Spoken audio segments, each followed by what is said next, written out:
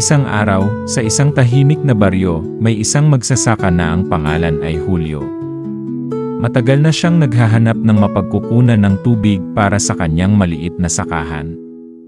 Matagal na siyang nagtitiis sa kakulangan ng tubig, lalo na tuwing tag-init.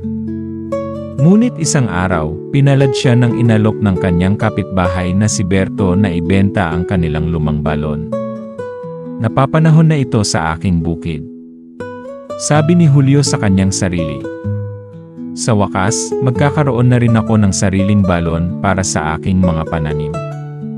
Pagkatapos ng ilang araw ng negosasyon, nabayaran ng magsasaka ang kanyang kapitbahay na si Berto, at naging opisyal na ang pagmamay-ari ni Julio ang balon. Subalit kinabukasan, habang masaya siyang naglalakad bitbit ang timba upang sumalok ng tubig, hinarang siya ng kanyang kapitbahay. "Aba, Julio, saan ka pupunta?" tanong ni Berto.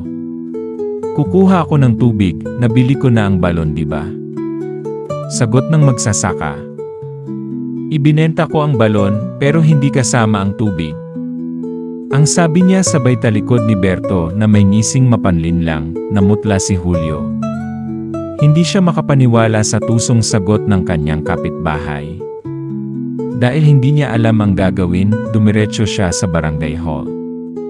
Kinausap niya ang kapitan ng barangay upang humingi ng tulong.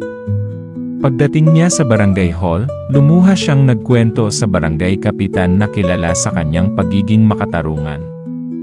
"Kapitan, anya, binili ko po ang balon sa aking kapitbahay.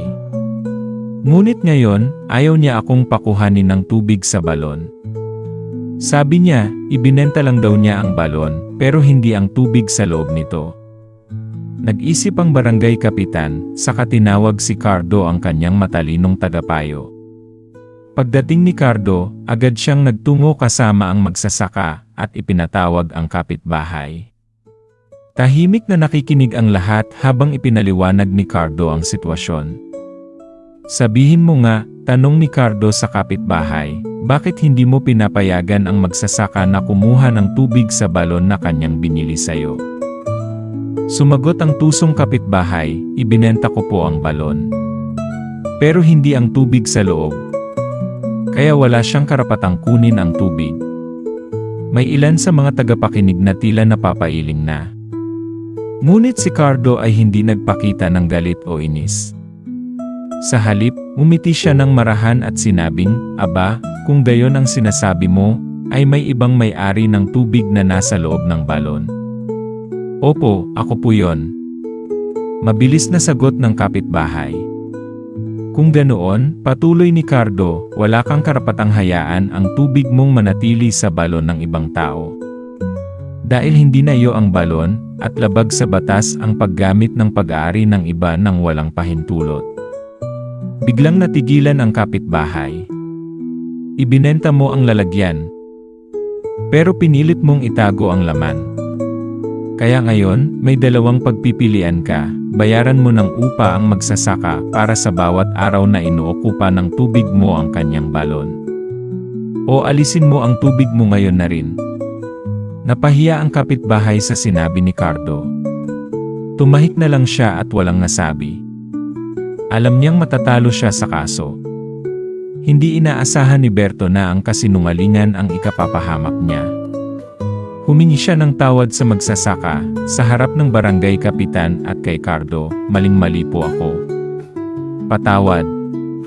Hindi ko na po ulitin." At mula noon, ang balon ay naging kapaki-pakinabang sa magsasaka. Naipagpatuloy niya ang pagsasaka, at dahil sa tubig ay dumami ang kanyang ani. Naging inspirasyon siya sa buong baryo bilang taong lumaban sa tama sa paraang marangal. Ang aral sa kwento, ang panlilinlang ay hindi kailanman magtatagumpay. Sa huli, ang katotohanan at karunungan ay laging mananaig. Kung ikaw ay nandaya, tiyak na babalik din sa iyo ang kapalit nito.